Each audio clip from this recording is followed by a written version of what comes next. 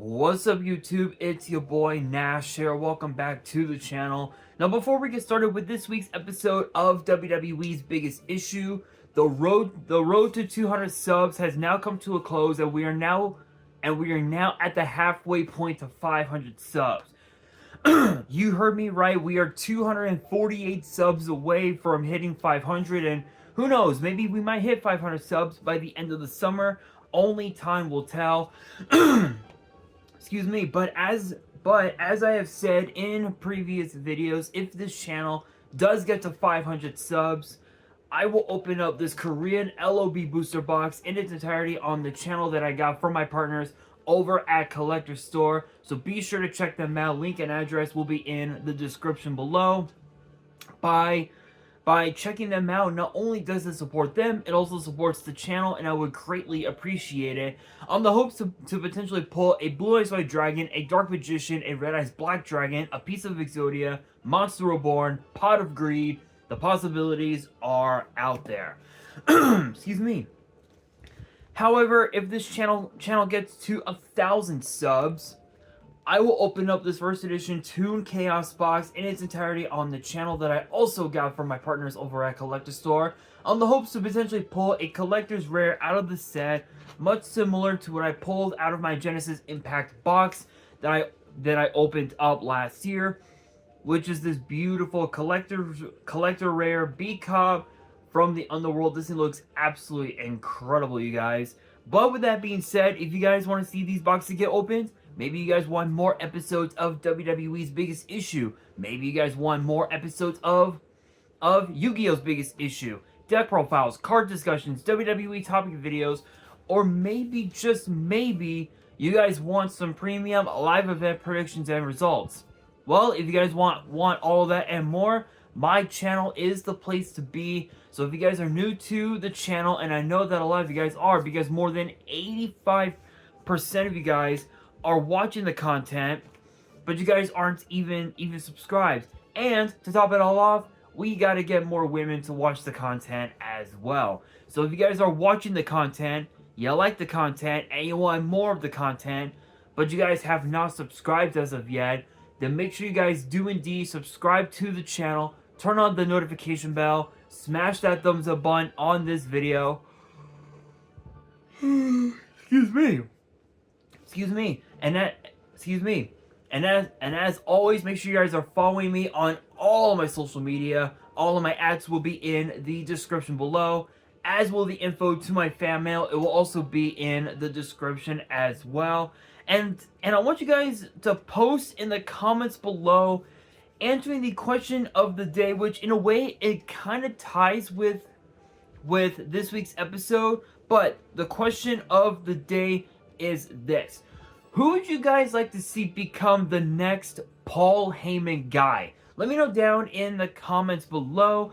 And for this week's episode, we're actually going to be talking about something that a lot of people have been talking about ever since WrestleMania. Ever since Solo Sikoa took over as the quote-unquote head of the table after Roman Reigns left WWE. And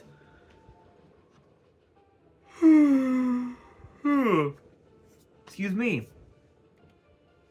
And shockingly enough, it's the one thing that has been talked about since then is the idea of a true bloodline civil war. And what I mean by that is we had the bloodline civil war last year at Money in the Bank when it was in London, England. And what's interesting is that it was the Usos versus Roman Reigns and Solo Sikoa, and at that time Roman was still the champion. He was already over 1,000 days as champion, which even now, again, 1,316 days is incredible. Probably the longest I've ever seen any one person hold a world title in WWE, as of now anyway, which is absolutely insane. But now, it appears that we're going to be truly getting a Bloodline Civil War that will not only feature the new Bloodline, which is obviously Solo Sikoa, the Gorillas of Destiny, and of course Jacob Fatu, but it will also feature them against Roman Reigns, the Usos, and potentially Sami Zayn, who was once a part of the Bloodline. And what's interesting about this is that Jay wants, and there's so many different elements that goes within that idea. For one, Jay wants nothing to do with Jimmy. He wants absolutely nothing to do with Jimmy. He's got his own thing going on. He's already qualified for the men's Money in the Bank ladder match that will take place this Saturday on Peacock, which is going to be crazy. So I'm curious. I'm actually curious to see if Jay will actually win Money in the Bank, or if Jimmy Uso is going to try and stop him, or if Solo might come in and stop him. I don't know what the hell's going to go down. But not only that, neither of the Usos want anything to do with Roman Reigns. After Roman had left at WrestleMania, Solo essentially attacked excuse me. Solo had attacked Jimmy Uso, and also as did Tama Tonga, who's one of the most intense dudes in New Japan, as is Tonga Loa, and even also Jacob Fatu. This dude he essentially has become the new Solo Sikoa, a sociopathic freak of nature. And that's saying a lot, because and that's saying a lot given the fact that those who are just wholehearted fans of WWE, like myself, we don't know a whole lot about Jacob Fatu, other than the fact that he's traveled the world and he's won championships for pretty much damn near everywhere he's been. So it's interesting to see how this will play out. Plus, not only that, Sami Zayn made his choice not this past year's Royal Rumble, but at last year's Royal Rumble in 2023, attacked Roman, and he got ejected from the Bloodline, which is what led to him and Kevin Owens winning the tag team titles at WrestleMania from the Usos, which obviously led to Roman and Solo challenging for those tag team titles, which again led the Usos to costing Roman and Solo those tag team titles. So there's a lot of like different like elements that goes within the idea of a true Bloodline Civil War. But the question is, though, with the men's WarGames match, normally there's 5 people. So ironically enough, Solo would need another person to join the new Bloodline, as does Roman Reigns. But the question is, who? Excuse me. Who exactly would join Solo Sikoa and Roman Reigns respectively? Well, the idea for Solo Sikoa is to have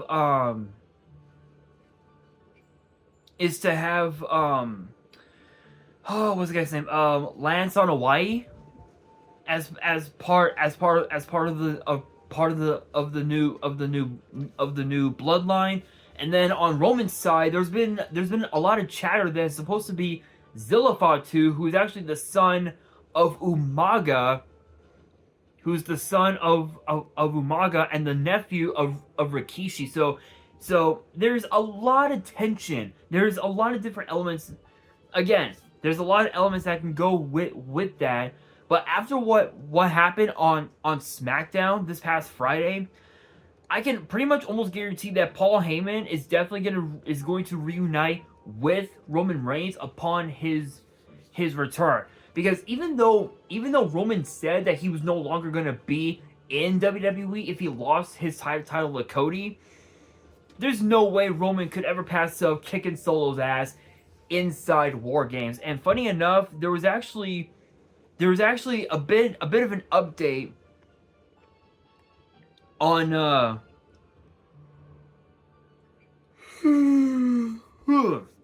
excuse me. There was actually there's actually been a bit of an sort of an update, if you will, on Paul Heyman's condition, which I actually want to look that one up. So give me 1 second.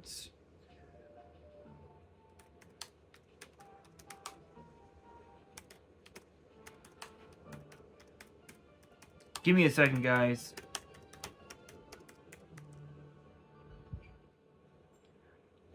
I believe, let's see, after SmackDown, let's see what we got here. There was a bit of an update, and I believe Sportskeeda actually reported it not that long ago, actually. I'm actually looking it up right now. Give me 1 second.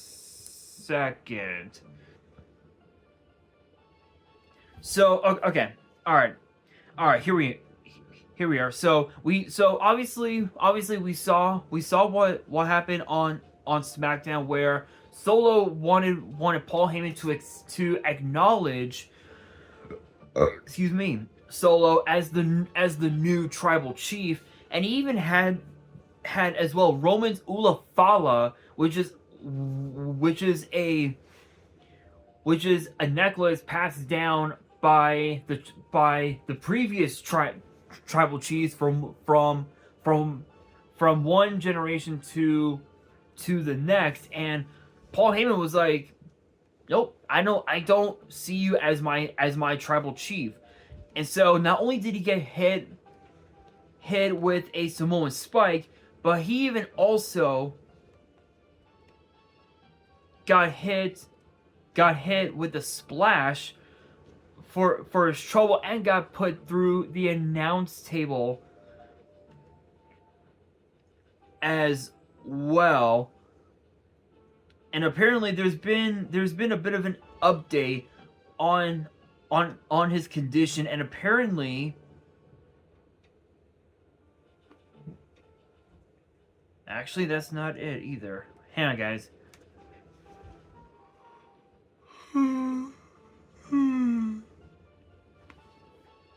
Apparently he has been taken to he was taken to a hospital near Madison Square Garden, and apparently the reports are saying that he suffered a hurt throat, his trachea, I think it's like his throat or something like that. His throat got hurt, cracked ribs, and also a potential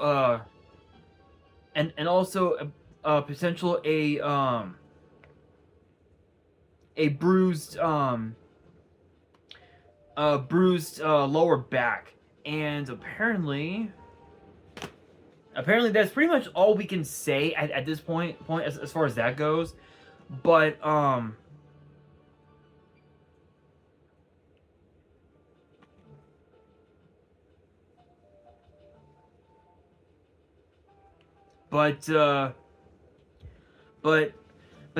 yeah, I think we can pretty much guarantee that Paul Heyman will be okay, and we should see him back in WWE sometime in the next several weeks.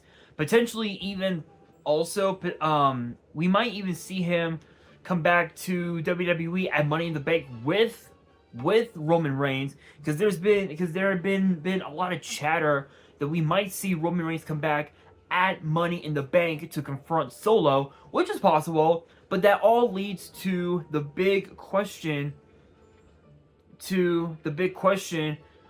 Are we going to see a Bloodline Civil War inside WarGames? Yes, I honestly believe that we can see it happen, and it will come down to what it mainly comes down to how high the stakes are going to be. Could we see Solo truly become the new tribal chief, or is Roman Reigns going to reclaim his throne? There's a lot of different questions that must be answered, and there's also another question that a lot of people have been asking as well over the last month and a half or so, and the question is this: is Roman Reigns going to target Cody Rhodes and align himself with the new Bloodline, or are we going to see Roman Reigns become a babyface? After we heard the news of Roman's father Sika, who sadly passed away last week, which my condolences go out to him, go out to Roman Reigns and the rest of the Anoa'i family. There had been a lot of like chatter that we could indeed see that we could end up indeed seeing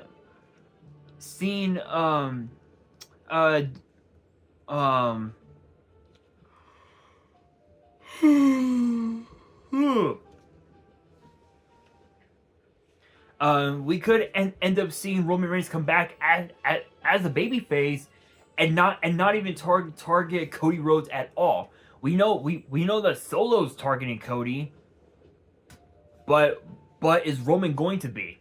That right there is the big question. And as far as what happened to Sika, he passed away due to a prolonged illness, which we don't really know.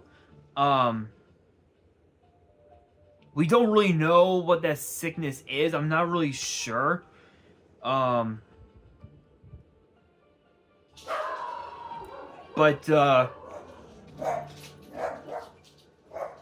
I will say this though. I think no matter what happens from here on going forward, I can pretty much guarantee that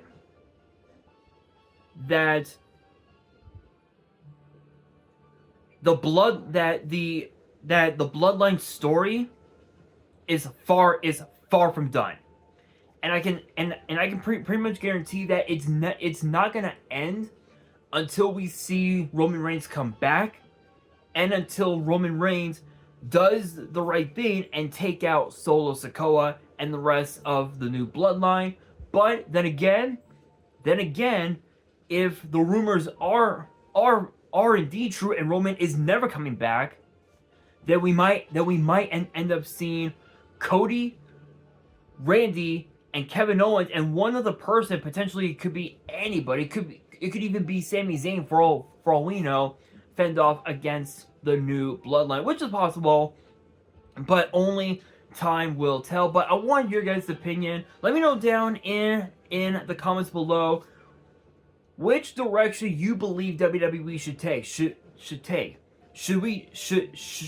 they have take the direction of a Bloodline Civil War, or continue the story with what they're doing with now, involving Cody Rhodes, Randy Orton, and Kevin Owens? Let me know down in the comments below. And that'll do it for this week's episode of WWE's Biggest Issue. Hopefully you guys enjoyed. If you did, make sure you guys smash that thumbs up button.